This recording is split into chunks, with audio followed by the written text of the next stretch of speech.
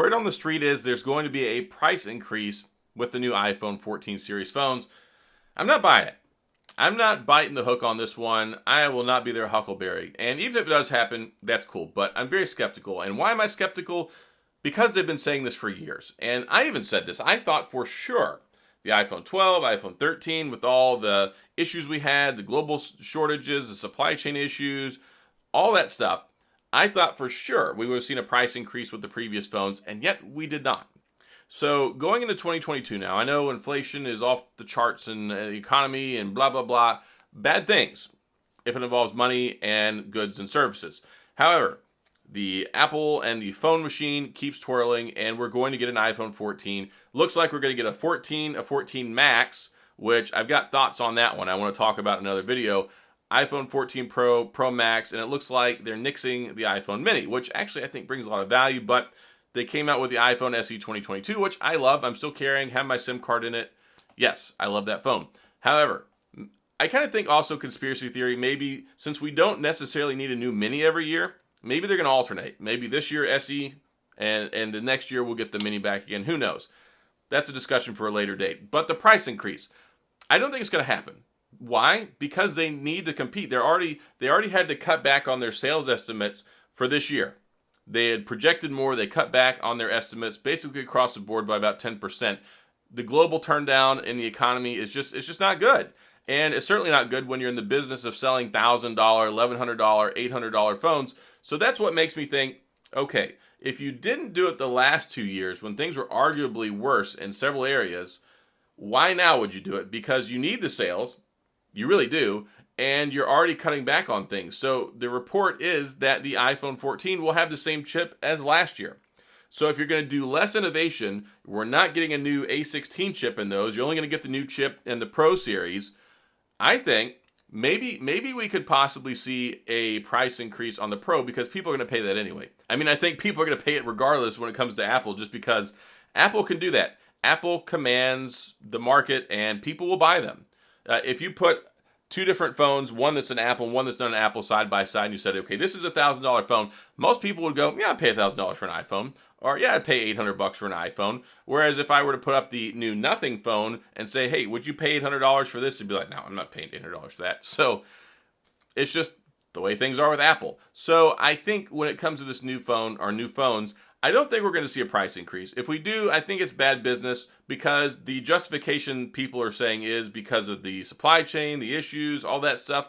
It'll never go back.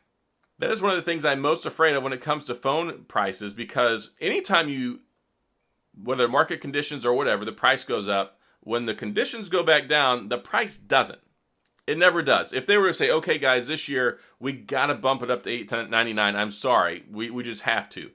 Well, there's no but we're going to drop it to $7.99 back again next year. That's just not going to happen. It'll be $8.99 for forever. That's going to be the new standard. And as much as we have the iPhone SE 2022 out there at just over $400, that's a big price goal. When you look at the spectrum of iPhones and you go, okay, iPhone SE 2022, $429, and then you go iPhone 14, $899, that's really hard. That's really, really hard to bite off on. Yes, they'll probably still sell the iPhone 13 up there. Or maybe even the iPhone 12, and that'll be at a discounted rate. And they'll probably finally get rid of the iPhone XR off of there. Maybe they'll get rid of the iPhone 11, but they're still going to have a couple other older options to choose from. And my thing is, I think they have to take the iPhone 13 off of there because if they've got the iPhone 13 and people see that it actually has the A15 in it, why would they buy the iPhone 14? And that's a whole other conversation because you really shouldn't. I mean, you're probably going to get a better deal if you just go ahead and buy a older iPhone 13, or if you get a good deal, carrier deal, whatever, we'll find out. However, looking at it, every year they talk about this, and a lot of people, including kind of myself, fell for this, and same argument when it came to the Samsung Galaxy phones, and we thought we were going to see a $12.99 or $13.99 S22 Ultra. It's still ranging at $11.99. Whenever we look at the S22 Plus, $9.99, the S22, $7.99, and basically everyone across the board thought it was going to be a price increase. It didn't. So if Samsung didn't do it, it's going to be hard for Apple to do it. But of course, Apple was the first one to give us the $1,000 phone. They gave us the iPhone 10, $999, put us over that $1,000 threshold. And then what happened?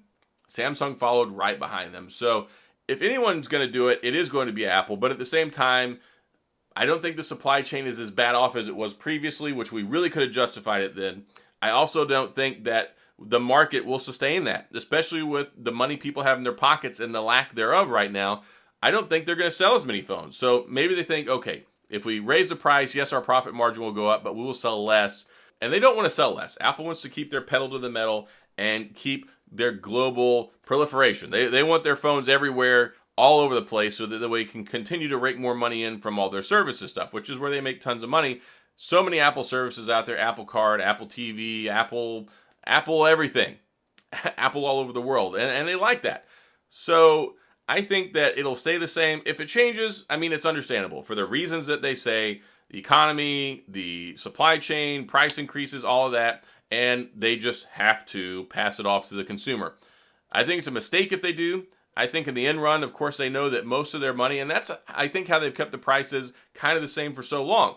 They have so many different services they get people on now, the additional iCloud storage, the Apple Arcade, Apple Music, all things Apple.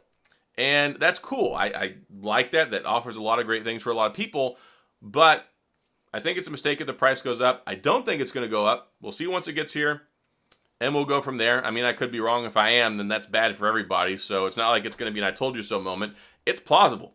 And if it weren't plausible, people would be denying it all over the place instead of saying, yeah, I can see that. And hopefully it doesn't come to that, but we'll wait and see. I'm going to play the wait and see approach here. Just like right now when I look in the background and realize my lights are still off. So no LED lights this one. I'm sorry, guys, but hopefully we don't have to apologize. I hope the new iPhone price stays the same. We'll see once we get there. So that's all I've got. If you have any questions or comments, then please go down in the comment section. I'll get back with you. Do you think the iPhone price is going to go up? Is that going to make you mad if it does go up? Is it something that's understandable? I don't know. We'll see. They're a big company. They can absorb it. I think it's better for the consumer. But, I mean, really, when does Apple do anything that's better for the consumer than it is for them in their pocketbook, right? They've got the biggest bottom line in the market. So, again, that's it. If you enjoyed the video, please hit the like and the subscribe button and the little notification bell if you want updates when new videos come out. And as always, thanks for being here. I appreciate you watching, and I'll see you guys next time.